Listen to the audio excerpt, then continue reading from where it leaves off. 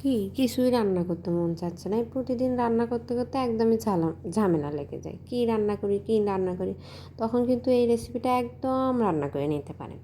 খুবই সহজ আর খুবই মুচমুচে, গরম ভাতের সাথে একদম জমে যায়। তো আমার মতন করে এভাবে আপনারাও বেনে বেনে নিতে পারেন। প্রথমে একটু মসুরের ডাল ভিজিয়ে রাখবেন, দেখবেন মসুরের ডালগুলো যখন হয়ে গেছে তখন আমার মতন করে বেটে নেবেন।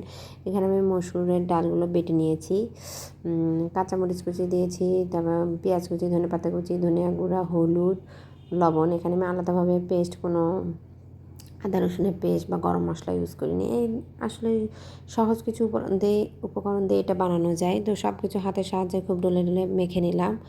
তারপরে হাত দিয়ে এইরকম করে করে তারপরে প্যানে দিতে হবে, খুব পাতলা করে নেবেন। তো আমি এখানে একটা ফ্রাই প্যান নিয়েছি, এরকম ফ্রাই প্যান চিতানো ফ্রাই প্যানগুলো নিতে চেষ্টা করবেন, তাহলে সবগুলো বড়াগুলো একসাথে ভাজতে পারবেন।